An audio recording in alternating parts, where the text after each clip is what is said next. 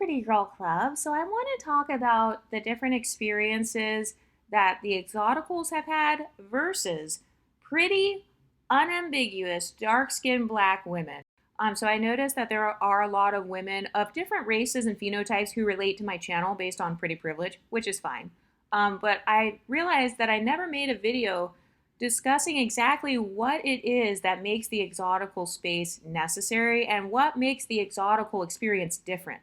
Because remember, if you're a mixed race woman or if you fit into the exotical category, be sure to watch my series on that, by the way. I have like a 4-part series on what an exotical is. I don't care how you're an exotical. I don't care if you're mixed race, monoracial, light skin, dark skin. I don't care how you fit into this community.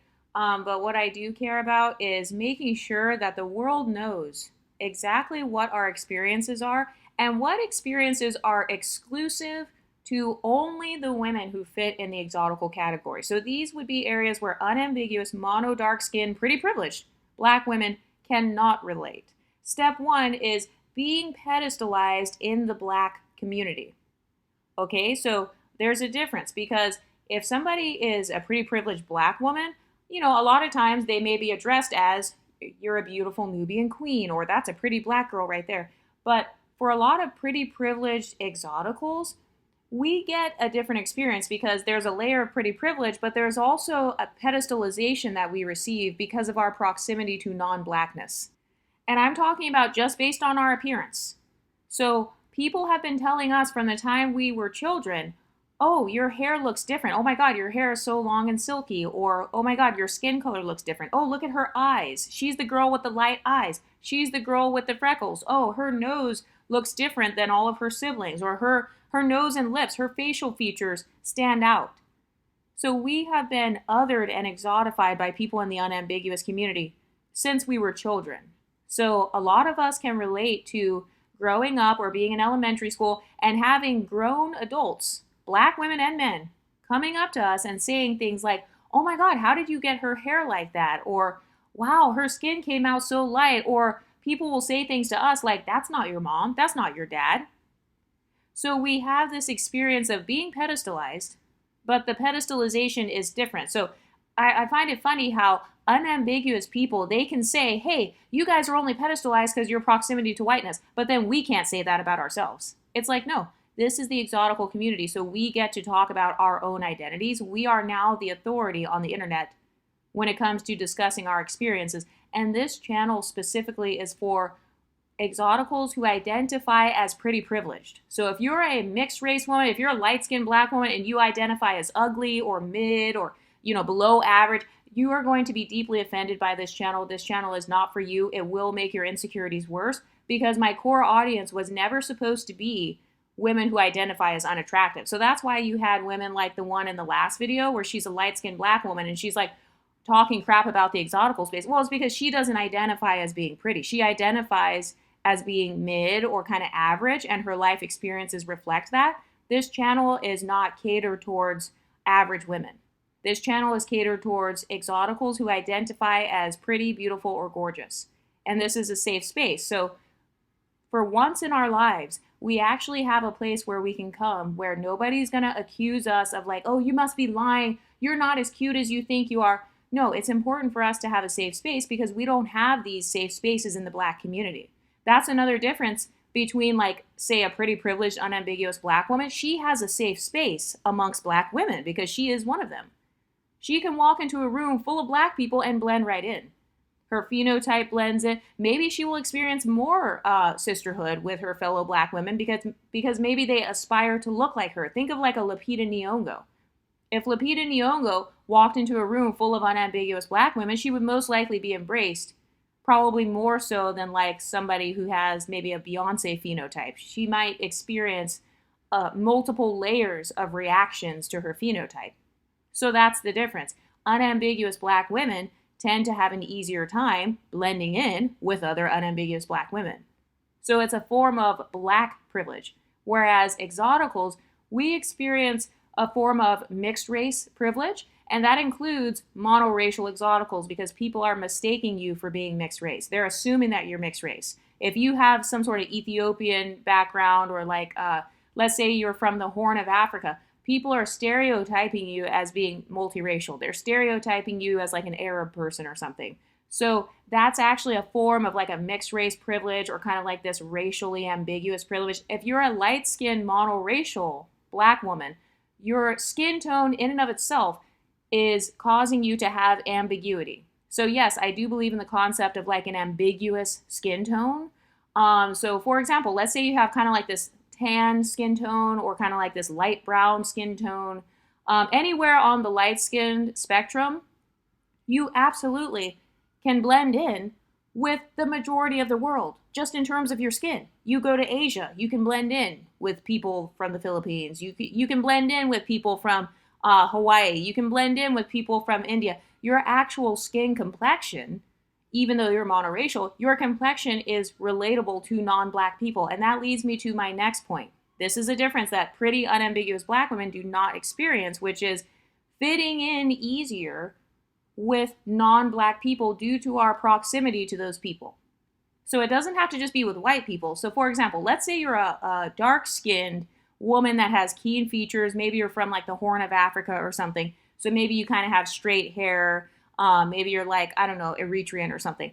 If you go and hang out in Morocco or some Arab adjacent culture, then you may have an easier time fitting in, because people see themselves in you. Non-black people see themselves in your appearance. So that's the main difference that Exoticals have versus like a pretty privileged unambiguous woman. If you're unambiguous, it means that no matter where you go, no matter what you do, no matter what time of year, no matter what hair color, no matter what makeup, you are perceived as black. Nobody ever says, oh, you're biracial. Nobody mistakes you as biracial, multiracial, non-black, white. No, it's unambiguous. That's the definition of that word. It means that there's no ambiguity in your experience. They're not being mistaken as different ethnicities. They're not being mistaken as different nationalities. If you're an exotical, a lot of times you learn about so many different ethnic groups that you've never even heard of, because people are mistaking you for that group. Like when I was growing up, I didn't know about like Belize, or like I had no idea that people with my phenotype were in countries like that. It wasn't until other people were perceiving me as being one of the people from those countries that I was like, oh wow, okay, so I guess my phenotype must be very popular there, because they're mistaking me as someone from that background. So that's another difference that Exoticals have that nobody else has in the unambiguous community. Number 3, so for example, in the workplace, if you are working with a lot of like non-black people, sometimes non-black people will actually feel more comfortable talking shit to us, Exoticals, about unambiguous black people. So for example, they might say certain things to us that they would never say around a dark-skinned black person. For example, I remember when I was at this one job, the lady that worked there, she was white, like she was an Italian lady, and she was asking me what I was mixed with, like what my background was, what is my mom's background, like all these different questions. And I told her my background, and she's like, oh, no wonder you have such pretty features. It's because you look like my people. Now, do you think she would have said that if there was an unambiguous, dark-skinned black woman sitting next to me with broad features and 4C hair? No, she would not have said that. So oftentimes, us Exoticals, we hear a lot of the backstory. Like, basically, we witness a lot more racism against unambiguous people that they never see, because people are not stupid enough to make some of these comments in front of unambiguous people. Another example I will give, and by the way, this is why I laugh at some of the divestors, because I feel like sometimes monocultural women who have never really been around white people, because they've never really been accepted by them, according to their own talking points, a lot of them feel like white culture just, welcomes them with open arms. Like, oh, old white men prefer me. Really? So you're telling me that old white men who grew up during the time of segregation or Jim Crow, who have family members and friends who probably participated in those communities, like the KKK, especially if they live in the South, majority of black people tend to live in the South. So you're telling me that old black men who grew up and were raised by parents from the Jim Crow era, you're telling me that they're the least racist? That's laughable. And us Exoticals know this, because we are the quote unquote safe black people in a lot of racist people's eyes. So I'm not saying it's good. Obviously it's bad. But a lot of us, we've been at work before, and like maybe a non-black person will say some bullshit about black people, or they'll say some bullshit about a certain hair texture, and they feel safer saying it around us. So it's almost like us exoticals are like a double agent in a way, or we can be if we want to. So because we are mixed or we look mixed, people who are from other backgrounds, they just feel safer to be themselves around us. And so we experience a lot of the hidden things that some of these people are saying about the unambiguous community. So when I talk about like people being racist and stuff, I've seen some creators be like, oh, Exoticals United, she's trying to scare black women into dating black men. No, that's not what it is. I actually want you to decenter men altogether. But what I am saying is, no, I've been around so many white people and heard them talk shit specifically about unambiguous dark-skinned black women. I've literally heard an Asian man call dark-skinned black women roaches before. I heard a little white boy. This is actually at the church that I grew up in. He was one of my close friends. And I remember him saying that I was pretty, and I was like, oh, thanks. And then he was saying how he likes black women. And I was like, oh, okay, that's cool. Like, and so, back then I was more male-centered. And so I actually went on my phone and I started pulling up pictures of black celebrities so that I could figure out exactly what black women he likes. So I remember specifically asking him, who are your celebrity crushes that are black? And he was like, oh, I like women that look like Halle Berry. And at first, I thought that he just couldn't think of any other black celebrities' names. So I was thinking, okay, let me pull up some other pictures so that I can get a better gauge on what exactly he likes about black women, for example. And so I specifically remember I pulled up a picture of Gabrielle Union. And I was like, okay, so you like women like her? And he was like, no, she's too dark. And I was like, oh, okay, so what do you consider to be like light-skinned versus dark-skinned? And he was like you. And then he pointed to my friend next to me. And then he said, like Halle Berry, Beyonce. He was naming all of these biracial or kind of like multi-gender. Basically, he was naming exoticals. So that's an example of a white man making the same talking points that unambiguous women say black men make. I've been in the room with these white men. I've grown up right next to these types of white and non-black people. So that's one of the experiences that us exoticals have that unambiguous women don't have. Because they're unambiguous, obviously people know better, for the most part. People would know better than to say some shit like that. Like, do you really think my friend would have said that if there was a dark-skinned, unambiguous black girl in the room? No. Another example is like, even with black men. Sometimes black men, I feel like with unambiguous black women who are pretty, according to their own talking points, they've never grown up being pedestalized by black men. So I've heard a lot of them say that like maybe they were made fun of as a child, maybe they were called names. So basically they experienced colorism, texturism, featureism, and anti-blackness. So the difference with exoticals is we do not have that experience. I've never in my life been told I'm too dark or too brown for anything. I'm just being honest. I've never been rejected based on my skin tone. I've never had anybody say, oh, she's hella dark, or like, oh, she's an African booty scratcher, or whatever they were calling people when they were kids. Like, I've never had people say negative comments about like my skin complexion, for example, like, oh, she has a dookie skin tone or something. Like, I've never heard anything like that. Same thing with my hair texture. I've never been told her hair's too nappy. I can't do her hair. I can't style it. Oh, I got to reject her. She's got to get out of my chair because her hair is just it's too much for me to deal with. Or like she has bad hair. You know how they say good hair and like bad hair? So a lot of us exoticals, we may not all benefit from all of the isms, but we have definitely avoided traumas from at least one ism. I've never been made fun of for my facial features. Oh, she has a big nose. Oh, she has big lips. Oh my God. Like, no, I've never had those experiences as a child. So I'm not saying it like, oh, that's a flex or whatever, but I am saying that it does give those children a little bit of an advantage when it comes to self-esteem, just because the child is not being bullied as much due to their proximity to blackness. And by the way, you can still be made fun of for your blackness even as a mixed person or a lighter skinned person, but it's not as bad as unambiguous black women according to their own talking points. They say that colorism, texturism, featureism, misogynoir, and racism all affect them on a daily basis, and that they wake up in the morning feeling oppressed and feeling, kind of like they don't fit in or like they're outcast. That is not the experience of women in the exotical space. And so that's why we had to create our own space, because we can't relate to that level of trauma. We can't relate to the level of like feeling outcasted. And so it would actually be inconsiderate of us to stay in the same spaces as unambiguous women and then expect them to like view us as the same. That would actually be inconsiderate of us. So that's why we left those channels and came and kind of created our own, because we have our own separate types of like traumas and stuff like that. And I do talk about that in the Storytime series. That is my trauma dumping series for the Exoticals. So that's where you will hear the stories of Exoticals experiencing maybe one ism.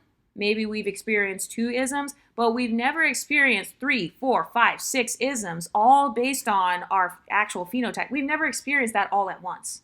That is the main difference between like an exotical versus a pretty unambiguous black woman. Because let's say you're a pretty unambiguous one, like Lupita Nyong'o or something. So you may be considered pretty, but maybe you're still dealing with colorism, texturism, or featureism. I hear some of the models and stuff talking about this. Oh, and I want to talk about featureism too, because I see some unambiguous black women saying, oh, well, I benefit from featureism, so like I'm an exotical. Okay, when I talk about featureism on my channel, I'm not talking about simply being pretty.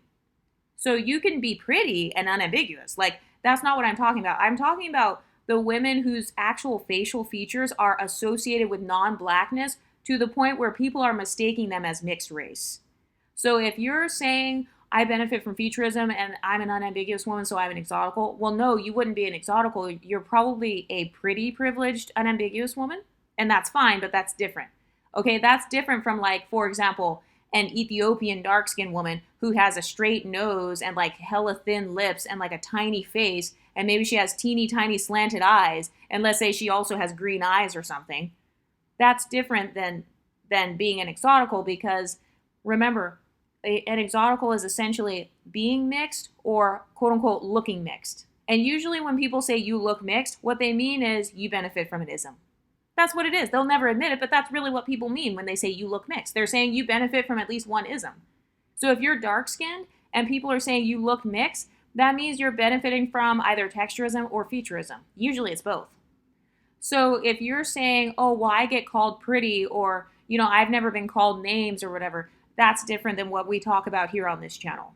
This channel is for women who, like I said, they either are mixed or they're mistaken as mixed race, depending on, you know, their facial features, hair textures, or their skin tone. So you can be dark skinned and be mixed race. So I think a lot of people in the black community, I don't know if they think that dark skinned mixed women are like just automatically perceived as unambiguous. They're actually not. By the way, that's another experience that us exoticals have. Despite all of the gaslighting in the black community, oh, you don't even look mixed, you just look black, you look like everybody else, oh, you're just regular. Not when we go into the white communities, not when we go into the Asian community, not when we go into the Arab communities, not when we go to the Indian communities. I'm sorry to break it to you. And that's why I said we needed a separate channel. Like, we needed separate spaces to talk about this, because I feel like if somebody's not an exotical, they're going to take it as bragging because they're used to being outcasted due to their proximity to blackness. For us, we have the exact opposite experience.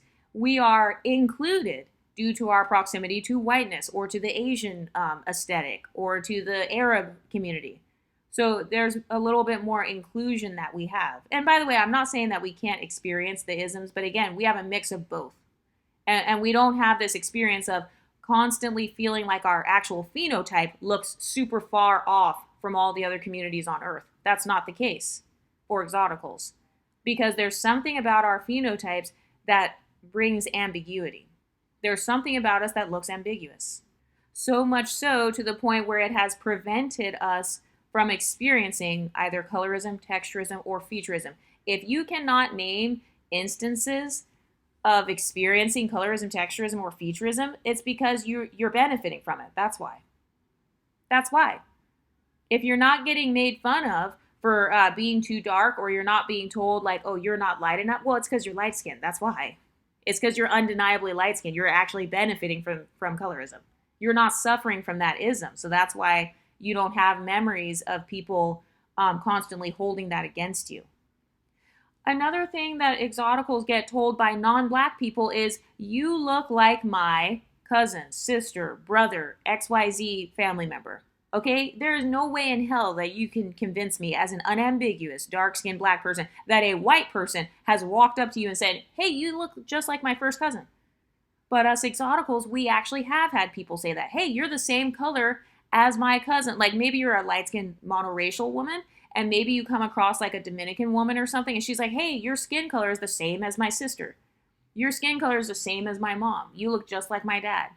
Maybe you are a Caribbean Exotical. Maybe you're dark-skinned, and you happen to have like a straight nose, small lips or something. Maybe you have small slanted eyes and straight hair. And then you get an Indian person saying, yeah, you kind of remind me of how my cousin looks. Your hair looks like my cousin's hair. Your nose, your lips, your facial features look like my friend, and then their friend is non-black. I've seen that happen with, well, that's not only happened to myself, but I've also witnessed that happening with other women that I'm around who are Exoticals. Like I remember one time I was working at this restaurant, and one of the hostesses, she was a fellow Exotical. She had a caramel, kind of like a deep caramel skin tone. She had type 4 blonde hair, and she had green eyes. And I remember one of the white guys, he was like, hey, you kind of remind me of one of my friends. And then she was like, oh, really? Yay, like black people. She brought up something about blackness. And then he was like, oh, no, like she's not black. So why would a white person tell you you look not black? Well, it's because you're undeniably, you have some sort of ambiguity in your phenotype. So unambiguous black women, they can be pretty, that's fine, but it's not the same experience as having people of other races actually confirm that you look like them or their family members, or that you look like non-black people. So that's something a lot of Exoticals will never tell you, because it comes off as like you're trying to place yourself adjacent to whiteness. So that's why I don't tend to usually talk about that on this channel, because the purpose of this channel is not to create a hierarchy. But since people are curious, I mean, that's really what it is though. A lot of us Exoticals, behind the scenes, when you guys are not around, when unambiguous black women are not around, we've actually been validated for our phenotypes by non-black people. So no matter how much the black community tries to tell us, no, you just look black, you just look like an unambiguous Nigerian person. No matter how much the unambiguous community says we look just like them, we've already been confirmed by other communities that we have either the same skin tone as them, or a similar hair texture, or similar, like for example, the Dominican salons. I remember going to Dominican salons with some of my friends, like some of them were Nigerian, like unambiguous. Some of them were unambiguous of Nigerian ancestry. So obviously she has the dark skin, the 4C hair, and the like the broad features. And I remember them actually charging us different prices based on our hair texture. So my price was the cheapest price. Then my friend, hers was I think $10 more. And then my unambiguous friend, she got charged the most. So that's proof right there that non-black communities, Dominicans, they identify generally speaking as Hispanic or like a mixed race. And they do not perceive that as being the same as unambiguous. Okay, so why would a non-black salon be charging different prices? Am I saying that it's right that they charge different prices? No. But I'm saying that people in non-black communities can definitely tell the difference. Even if it's not based on skin tone, it could be based on something like hair texture. And I specifically remember at that salon, I remember the ladies, they were speaking in Spanish. They were asking each other whether or not me and my other friend, she was also a lighter skin tone. She was kind of like, think of like Queen Latifah, maybe a little bit darker than Queen Latifah with 4B hair. That's how my friend looked. So she was that phenotype. And the ladies at the salon, these ladies are non-black Dominican women. They were asking each other in Spanish if me and my friend were Dominican. They didn't ask about the unambiguous girl of Nigerian descent. So that's another example of like a different perception. So even though in the black community, a lot of people use the one drop rule, the difference is that Exoticals, oftentimes we get two titles in society. We get the title of blackness, and we also get the title of ambiguous or mixed race, or, you know, whatever your racial background actually is. But even if you're monoracial, you are still getting that stereotype of being ambiguous. So either your skin tone is being considered ambiguous, your facial features are being considered ambiguous. For example, let's say you have blue eyes, you have green eyes. I don't care how you got the eyes. Because I hear some people saying, oh, well, I'm albino. Oh, well, I got a disorder and that's why my eyes are blue. And so that I don't count. Okay, well, if you're being treated differently in society based on that, then it does count, whether you like it or not. People are stereotyping you as ambiguous. When they look at you, like let's say you're albino or something, the first thing that I think of, I actually saw an albino guy recently. The first thing I was thinking of in my head was not, he is albino.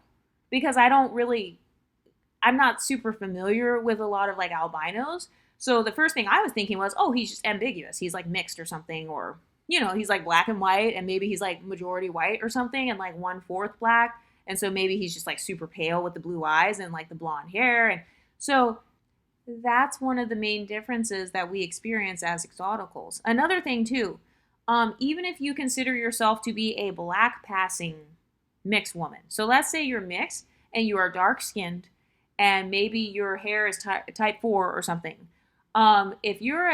If you consider yourself to be quote unquote black passing, okay, as soon as you tell your white or non-black coworkers, oh, actually I'm black and Indian or whatever. Majority of the time, if you are mixed race, you are going to appear mixed race. But let's say for some reason you don't. I mean, just like there are white passing mixed people, there are also black passing mixed people.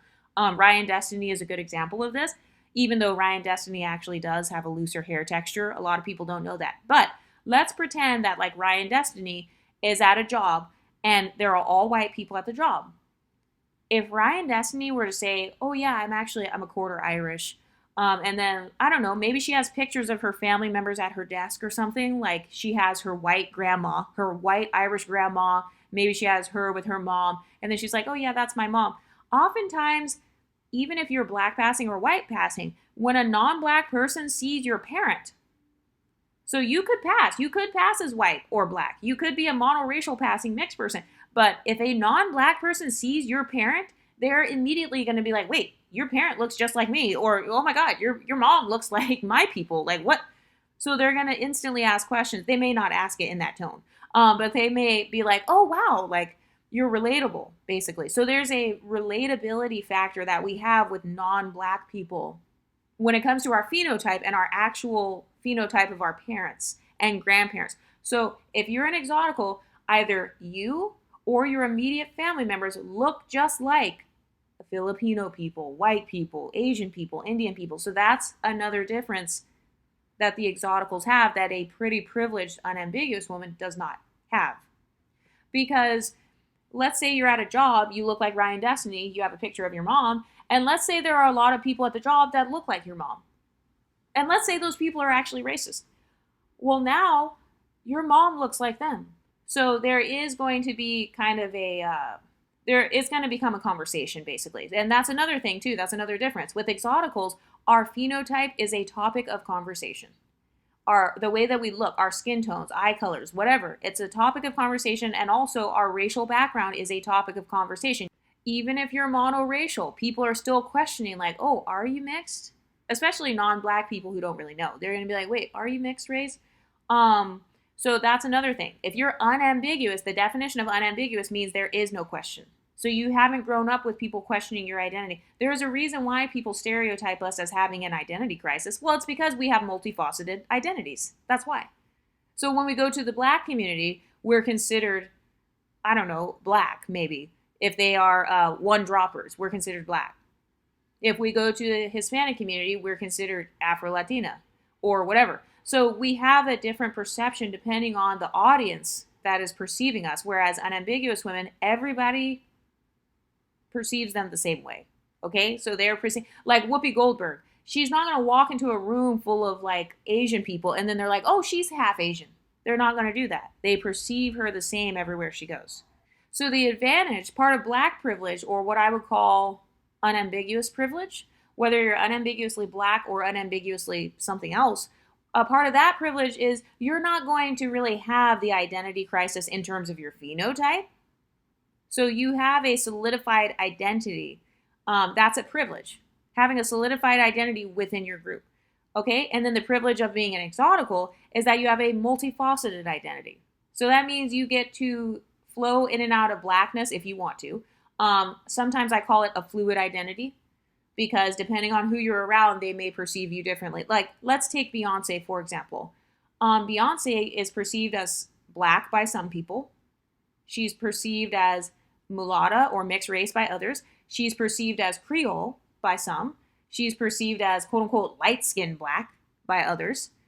So do you see that's already 4 different things? If Beyonce were not famous, let's say she was just walking down the street, there's no telling who's going to perceive her a certain way. I've seen people from all over the world that have a similar skin complexion, you know, kind of this golden skin tone with kind of this golden hair color. I mean, there are people from all over the world that have that phenotype. So that's one of the core pieces that makes us different as exoticals, is the fact that we have a multi-layered, multifaceted, fluid identity.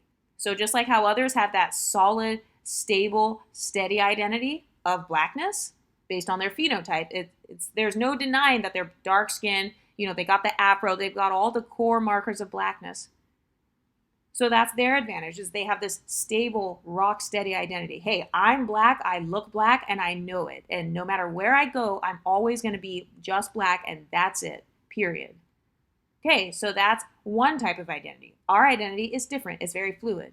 And when I say that word identity, I'm talking about your phenotype identity.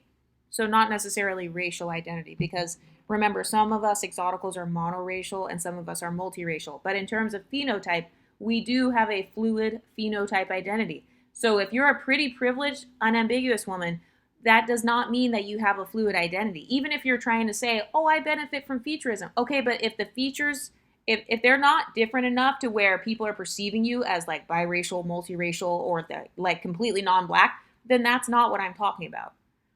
So lookism, I understand that featureism, quote unquote, can play into lookism, but generally speaking, the people that make those comments on this channel are people that support the golden ratio. So what they're trying to say is, my features are symmetrical and I have privilege because of that. And that's fine. And that actually is valid as well. But that's just a different type. That's not the featureism I'm talking about. I'm talking about featureism to where you look like Asian people or white people in the face. Your facial features look like people from another racial background. You look like a twin of like Pocahontas or some Native American person or some Asian person, or your eye color, or maybe you have like freckles or something. There's something about your actual face that is associated with non-blackness. Because remember, I talk about that all the time, how we have a blend of both black and non-black features. And if you want me to qualify what I consider to be quote unquote non-black features, okay, a light skin tone that's undeniably associated with non-blackness.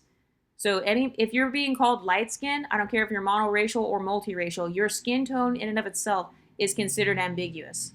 And that's why you hear a lot of people use these bullshit terms like, oh, she's marketable, or like, oh, so-and-so has a marketable beauty, or she's got this cross-cultural appeal. Okay, what about her is cross-cultural? It's her skin tone. It's her skin complexion, because her skin complexion is more commonly found all over the world. Whereas the advantage of dark skin privilege would be that you have a unique skin tone that is not found all over the world. So do you see how everybody has privileges? Everybody has a different type of privilege. But this is an exotical channel, so obviously I focus on our privileges. So yeah, if you're a dark skin exotical, you have dark skin privilege in the sense that you have a unique skin tone. It is more rare.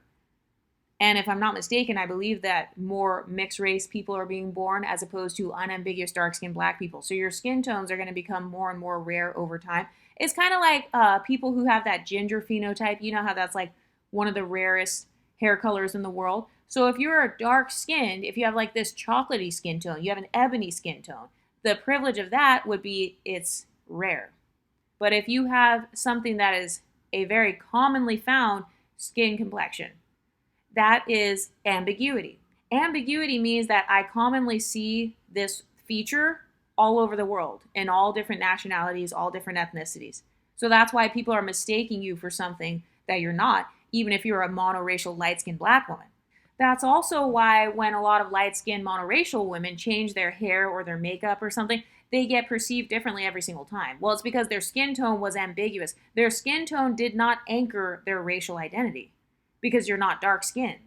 So you don't have the skin tone that is associated with unambiguous blackness. So that's why when you're changing your hair and all that, let's say you have type 4 hair, then you put on some blonde straight wig or something, that's why you're perceived completely differently.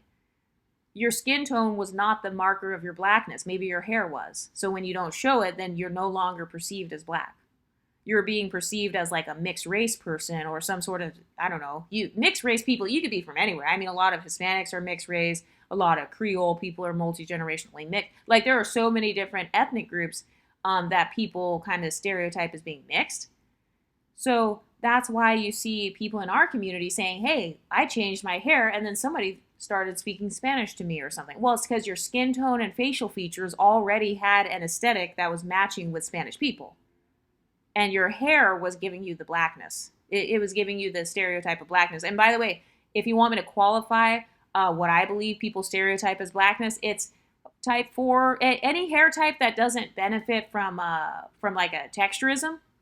So I know that people change the hair scale all the time. That's another thing too. On the one hand, I hear people saying, oh, well, the Exoticals, they're saying they have type 3 hair. Their hair is actually type 4. Okay, well, what scale are you using? Because last time I checked, you guys are changing the scale every day. So the way that I say it is like, if you are benefiting from texturism, I don't care how you're benefiting from it. If you are benefiting from it, it's because there's something about your hair that people are associating with non-blackness. And I don't necessarily think it's always the curl pattern. I think sometimes when people say, oh, your hair is a type 4, not a type 3, I think sometimes they're talking about the curl size or maybe the curl pattern. But I've seen women who have smaller curl patterns than me. They have like a tiny curl pattern, but their hair itself has a silk to it. Their hair is hella silky and like they brush it down and it's all straight and like it's hella shiny. Okay, so that is somebody who is still benefiting from texturism. So I don't care if unambiguous women want to use the hair scale or not, but in terms of the curl size, if you've been told that you have loose curls, like in my case, people tell me all the time that I have loose curls or, oh, your hair is different from mine. My hair is not like yours. Oh, look at your hair. Your hair just curls right up. Okay, so that's a form of texturism. They're implying that I'm benefiting from texturism. If they're saying things like, oh, well, your hair is so easy. I've had white people tell me before when they were styling my hair for school plays. I told you guys I grew up in like white schools for the most part. So I remember when they were styling my hair, like brushing it, whatever, trying to curl it, doing all the ponytails, the little updos, the bobby pins. I remember them saying, wow, your hair is so easy to style. Okay, so that's an example. If a freaking white person who has naturally straight hair is able to style your hair with no problem, and they say that your hair is easy, you are not suffering from texturism. So I think a lot of our experiences as exoticals, what differentiates us from, let's say, like a pretty privileged, unambiguous woman, it's our proximity to those non-black people, because white people, they feel comfortable saying shit like this to us. Do you think that that woman that was doing my hair when I was a kid in school, do you think she would have made the same comment if there had been a little unambiguous, dark-skinned black girl with with an afro sitting next to me? Do you think she would have made the same comment? Of course not. Okay, so that's a sign that you're being exotified in non-black spaces. And I'm not saying that unambiguous black women can't be exotified, because they can. Anybody can. Anybody can be perceived as exotic. But the difference for us is that we are exotified for a different reason. We're exotified for our proximity towards those groups. We have proximity to whiteness, Asian, whatever the other cultures are, versus blackness, where you're being exotified because you are different. We are exotified because we are similar. Okay, so either of us can be considered exotic, but the special thing about Exoticals, which is what my channel focuses on, is based on that. So it's based on our similarities both to blackness and to non-black people as well. Another thing too is if your beauty routine overlaps with people of non-black ancestry. So for example, I have noticed in the beauty and hair communities and stuff, a lot of unambiguous dark-skinned women have complained, like, wait a minute, we need foundation shades that are dark enough for my skin tone. Wait a minute, these hair products, they're not strong enough for my type 4 hair. Wait a minute, these makeup looks that are popular, the smoky eye, the whatever, the Latina makeup, all these different makeup trends, those makeup trends go more with other types of features. It doesn't go with my nose shape. It doesn't go with my lip shape. Oh, the lipstick community. I, as an unambiguous black woman, I have to put on lip liner because my lips are like two-toned. I had no idea that any of that was even a thing. With the whole lip thing, I had no idea that unambiguous women that some of them have different lip sizes, or like one lip it pokes out more than the other lip, or like they have to wear lip liner because I guess sometimes their lips are two-toned. I had no idea that that was even a thing until I came onto YouTube and created this Exotical channel, and I heard dark-skinned, unambiguous, pretty privileged women talking about that and saying, yeah, so this is how I do my lips. Okay, so that's another example of a difference. When it comes to the beauty community, you have to have your own separate little sector for unambiguous women. Well, I shouldn't call it little, but it's like they have to have their own separate sector that is specifically focused on their facial features and focused on their exact complexions when it comes to like lipstick shades or the lip liners or the foundation shades. And that's fine. So again, that's actually, you can use that as a privilege because you are rare. Your phenotype's rare. Okay, so that's the privilege of that. The privilege of us is the proximity that we have to the rest of the world, to where other people's beauty routines overlap with ours. So for example, if I can trade foundations with my friend in school and she's Armenian or she's Indian or she's Filipino, okay, that's an example of like exotical experiences. Okay, so a lot of our stuff naturally overlaps with other communities. So maybe like the hair routines that they have in the Latina space can go with our hair because maybe you have type 3 hair, maybe you have type 2 hair because you're part Asian and part black or something. So our advantage is that we fit in, whereas unambiguous women's advantage would be that they stand out. So one's not better than the other, they're just different. So I can go to the gas station or a drugstore and I can find my foundation shade. I can go to any makeup counter in the city and I probably will find someone that is my complexion, whether she's black or she's non-black. She could be Filipino, she could be Asian or something else. So it's just the difference between fitting in and standing out. And I feel like the women who have a competitive mindset, they probably suffer from hierarchy thinking. Hierarchy thinking is the root of all insecurities. That is my most recent theory. And for those of you who are new to this channel, I don't consider myself to be the leader of other channels. I just want to make that clear. I actually don't consider myself to be some sort of, I'm the elected leader of the exotical community. No, I just happen to be the first channel that talked about this stuff and used the term exotical. But this is just as much everybody else's space as it is mine. So all the other exotical channels that you see, they have just as much authority as like what I have on this, because I feel like the more of us that speak up, the better. And also, I don't know everything. I only know my perspective.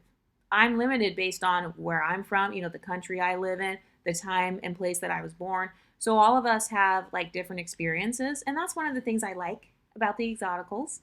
Oh, and that's another thing I was going to say too. With the Exoticals, we have diversity within our group in terms of phenotypes. Because we have both light skin and dark skin, both monoracial and multiracial, both afros and curly hair, both broad features and keen features. Whereas unambiguous, pretty privileged women, they are all similar. So they're all unambiguous, all with the same exact skin tones or similar. Dark skin, they're all dark skin. They all have some sort of afro or type 4. And they all have some sort of broader features. Another difference is that our collective images as exoticals, they overlap with women of other ethnicities. Whereas unambiguous, pretty privileged women, it's only themselves. Like, once again, they are rare, they're independent, they're individuals. So whatever the other pretty unambiguous women are doing, it's going to be associated with their collective image. Whereas for us, part of why people say that we have more leeway is because our collective image, it does more closely overlap with other non-black ethnic groups. For example, in my hometown, actually in several of the cities that I've lived in across the United States, I've lived in multiple cities that have a high population of what I call dark-skinned exoticals. So these are dark-skinned people from places like, they're like Eritrean, Somali, and like Ethiopian. In all the big cities that I've lived in with those people groups, they are not receiving the same stereotypes as unambiguous black people. They are receiving Arab stereotypes. And by the way, stereotyping is bad, obviously. Being prejudiced is bad. But anytime I've seen somebody be quote-unquote prejudiced against a quote-unquote dark-skinned exotical, it's always an Arab-adjacent stereotype. So for example, the racist comments that we get as exoticals, they're slightly different. And that's because people mistake us for other groups. Whereas with black people, with unambiguous people, it's kind of the same insults over and over. So we get a variety of insults. We get a variety of different slurs thrown against us, okay? I've been called all kinds of names on here. I mean, look at the hater channels of the exotical space. They call us all kinds of names. Mutts, worthless, hideous hybrids. They say we look like we're from the Indian slums. Like, people have said all kinds of things about us. Whereas with unambiguous people, there are only a few different names and slurs that they get called. So that can actually deepen their trauma, though, because if you've been called the hard ER 50 times, and maybe I've been called the hard ER a couple times, but then other times I get stereotyped as something else, it's just a different experience. So one's not better than the other. I don't support hierarchy thinking. I would say that if you are an unambiguous, pretty privileged woman watching this channel, you probably can relate to the pretty privileged content, but you may not be able to relate to the exotical content, and that's because it's not geared towards you. And so, this channel only invites women that respect the fact that exoticals are the center of my core audience. Our image is always going to be promoted on this channel. I'm always going to prioritize us on this channel. My story times will always prioritize exoticals. Occasionally, I will do a story time or a mini series that features all women, like of all races. So, for example, my bleaching series, the mini series that I did on that, I am going to do a follow up soon. I have to email the girl.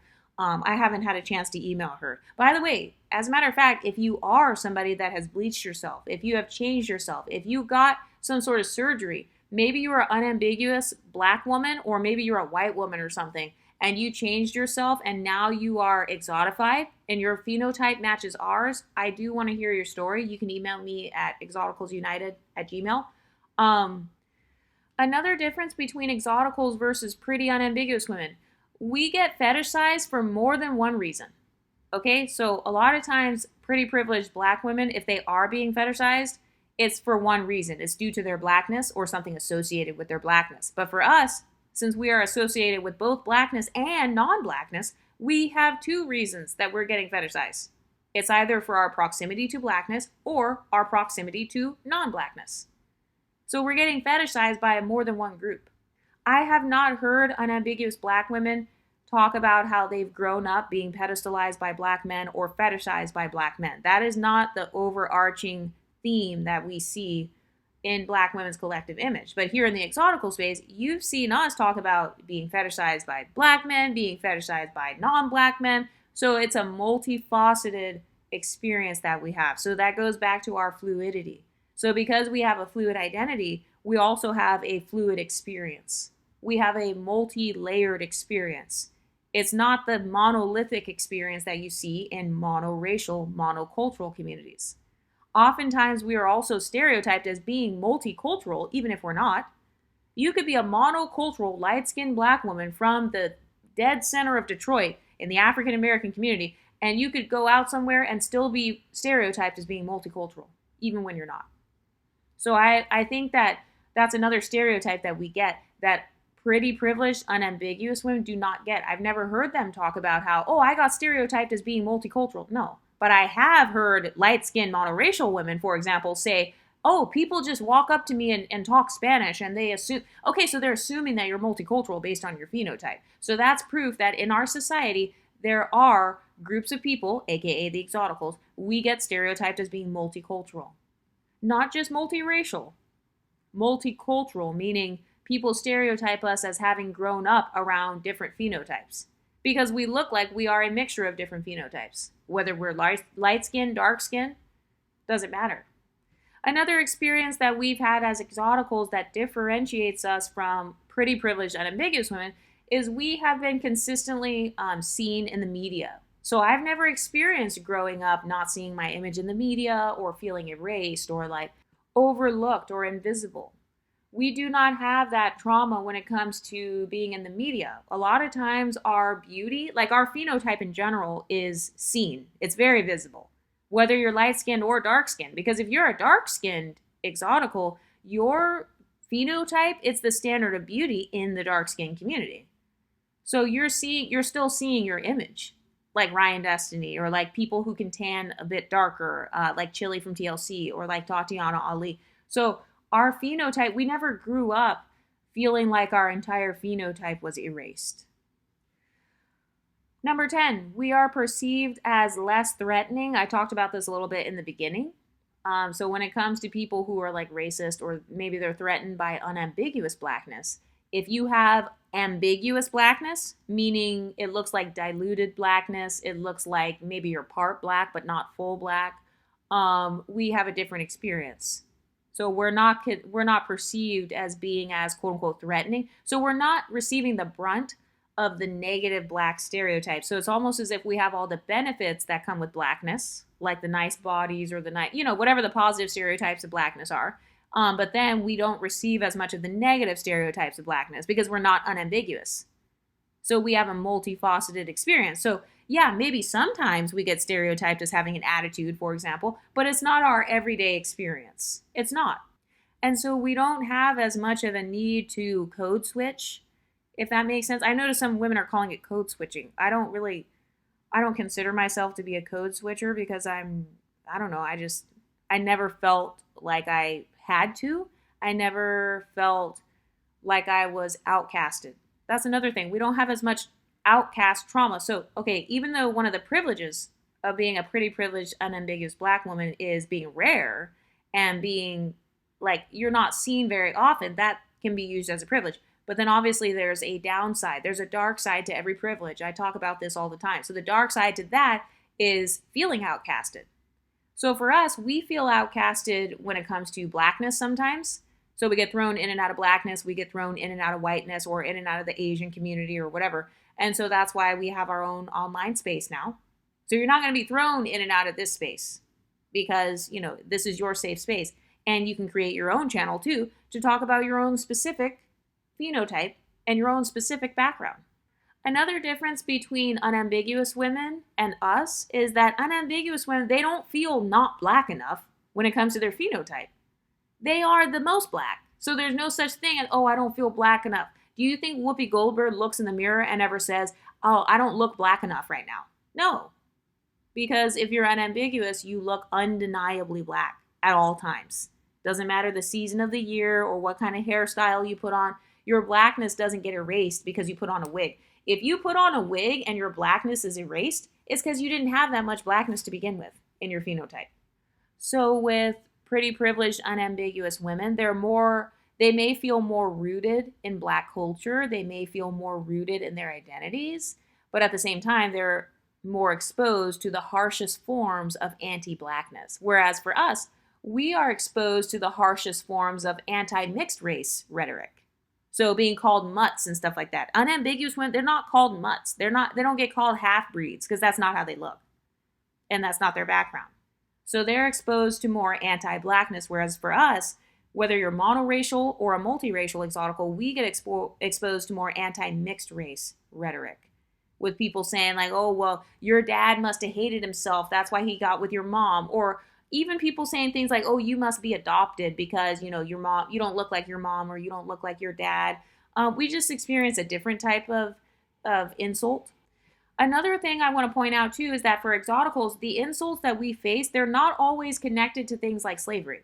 So I think with, obviously if you're unambiguous, you are going to experience a more harsh form of anti-blackness. And especially if you live in the US, a lot of times it will be connected to slavery, whereas with exoticals, we don't necessarily receive that. There are some of us that get stereotyped as immigrants. Some of us get stereotyped as a white girl that's cosplaying as black. Some of us get stereotyped as, you're not even that light skinned. So we receive more of a variety of insults. And so I think one of the advantages that we have is the insults, they can't cut very deep because people can't keep the same insults with us. They can't pick one insult to keep on giving us. And so trauma, that comes from usually you're getting a repeated, you're getting hurt multiple times over and over. You're kind of experiencing the same wound. So I think that when it comes to us being insulted, because people don't know where to place us, they don't know how to identify us, they'll switch up the insults. So that's an advantage for us because the insults can't hit that hard because it's like, okay, what? You're going to call me the N-word? Okay.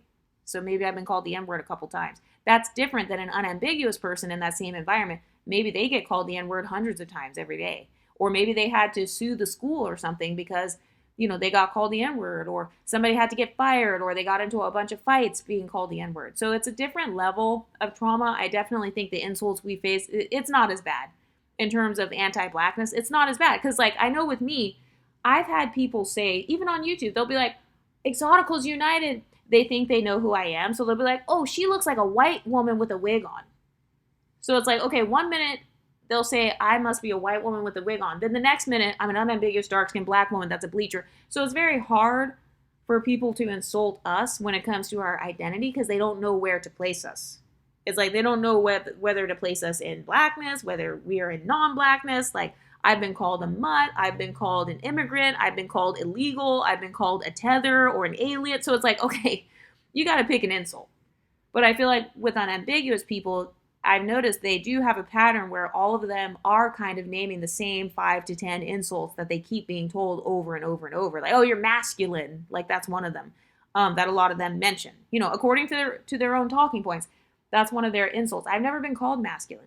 I've never been misgendered. That's another difference. We don't have that same experience all the time. Like, if somebody is getting misgendered, I've never been misgendered, but let's say somebody is, it may not actually be based on their phenotype. It could be based on something else, like their weight or something. I don't know. Another difference between exoticals versus unambiguous women. According to their talking points, they feel like they have to work twice as hard to get half as much. We don't feel that way. Just generally speaking, according to our collective image and just according to the same talking point, like what we see in the media, what we've seen historically, no, it's perfectly fine to be quote unquote mediocre when it comes to talent. Or maybe you have like a different look that is not super mainstream, but you're still considered gorgeous.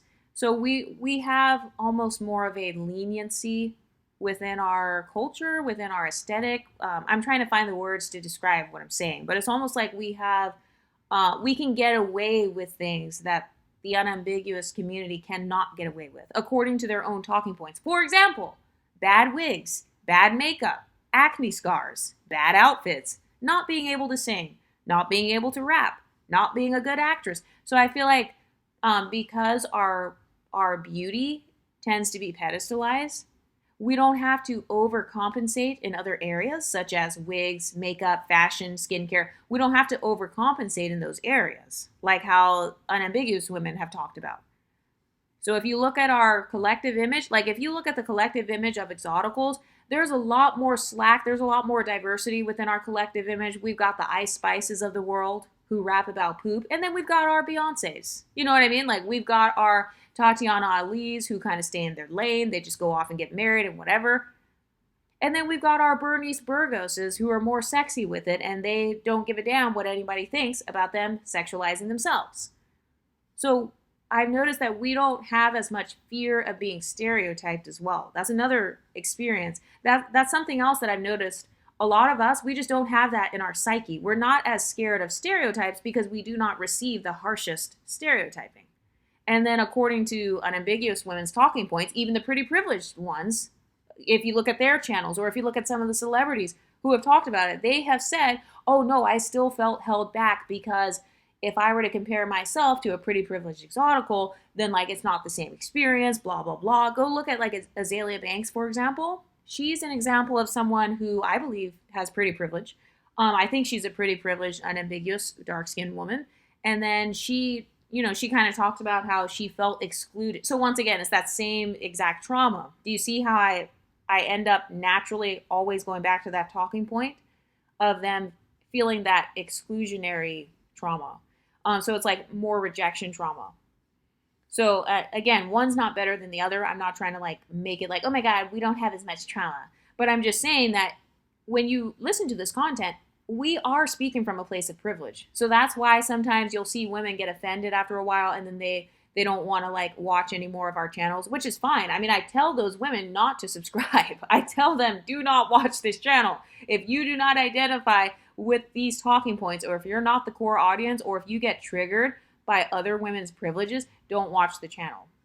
Another difference too is for those of you who believe in the concept of racial privilege, for example, white privilege, Asian privilege, black privilege, I do believe in racial privilege, okay? So whatever you look like, you have access to tap into their racial privileges then. Like, for example, if you're mixed and you are white passing, Well, there may be some scenarios where you got to experience that.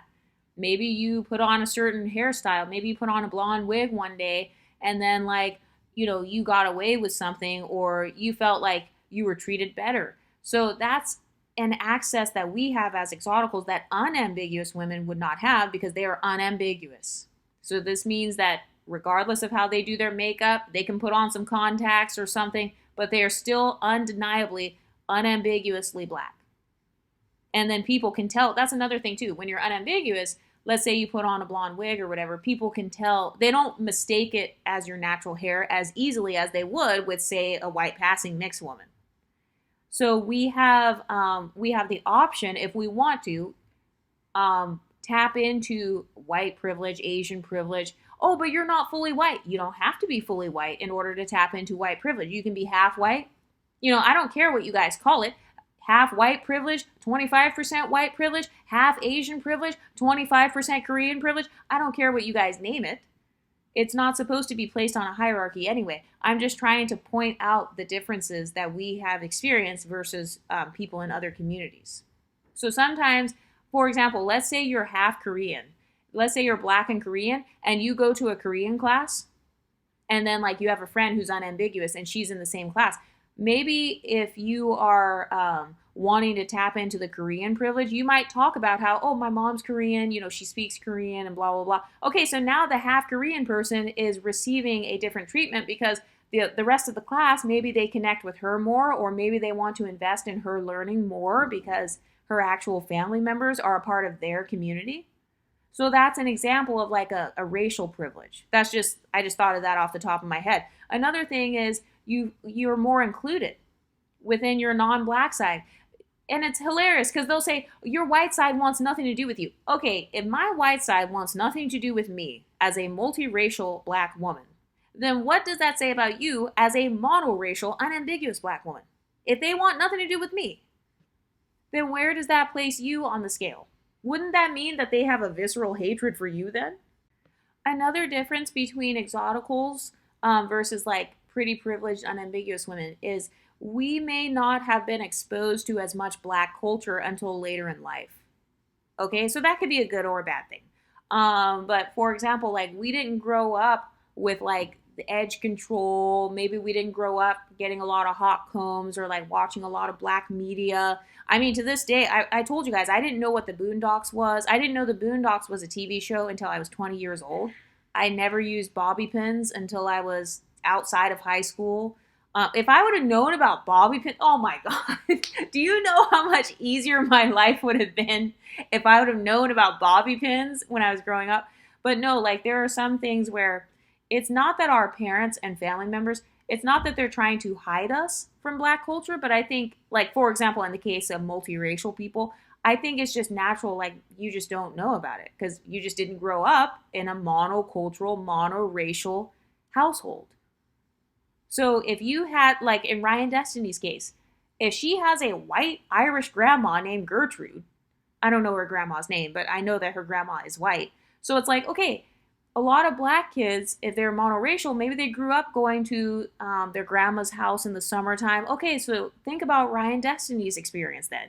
If she's going to grandma's house in the summertime, she is going to a 60-year-old white woman's house in the summertime, and she's spending the majority of her time with a white woman. A white woman is teaching her mindset. A white woman is giving her sense of self-esteem. A white woman is nurturing her. A white woman is styling her hair. A white woman is, so a lot of people, they talk about, oh, well, a lot of mixed women or like the exoticals, their makeup looks bad. Their wigs look bad. Okay, the bad wig thing, if anything, that's actually a telltale sign that the woman was not raised around black people. She doesn't have black friends. She's not in the black community. That's why her wig or her hairstyling, her edges are not laid and all that shit. She's not monocultural. If anything, that's proof that she is multicultural. That's why they have that whole saying, hard wig, soft life. Well, yeah, she's multicultural. They're actually admitting that they believe that multicultural women are more likely to have a bad wig than a monoculturally black woman. And that leads me to my next point, which is sometimes we get praise for our beauty based on our proximity to non-blackness. And I don't think it's always colorism though, because for example, let's say an Indian man with a golden skin tone complements my skin tone. He's not saying you're pretty because you're not dark skinned. No, he's saying you're pretty because your skin tone reminds me of mine. So I think that's something that unambiguous dark-skinned women don't understand, because obviously they're unambiguous. So they've never been complimented because of their proximity to another racial group. So that's why they're conflating compliments with colorism, is because they do not have the same cultural experiences. They don't have the same phenotype experiences as us. And that's okay. I actually don't fault them for that. I don't care what you think of me as long as you don't treat me negatively. Because if you bring me the smoke, I'm going to bring the smoke back. But yeah, that's why they think that all of our compliments are just based on anti-blackness. And it's like, no, sometimes people compliment us because we look like them. So that's why they're complimenting us. They love themselves. They think that their phenotype is beautiful. So if they see their phenotypes in us, they're like, oh, look at your hair. It's so beautiful. She's saying that because she has type 3 hair. That's why you see sometimes like Latinas, they might be like, oh, her hair is so pretty. Yeah, she has type 3 hair herself. It's not because she's being a texturist against type 4. No, she just thinks that her type 3 hair is pretty. So if my hair looks kind of like hers, then she naturally complements it. Just like how you see a lot of black, dark-skinned women complimenting dark-skinned Indians, dark-skinned Latinos, dark-skinned mixed women. They compliment them more because they see themselves more in that woman's skin tone. So that's normal. I don't necessarily think, oh, well, they're being a dark-skinned supremacist. Well, no, sometimes dark-skinned people just compliment other dark-skinned people. So the same thing goes for light-skinned people. So Asians or Latino people, a lot of those people groups have kind of this golden skin tone or beige or sandy skin tone. So it makes sense for them to complement those skin complexions. But what do you ladies think? Let me know in the comment section and I'll talk to you next time. Stay pretty, ladies.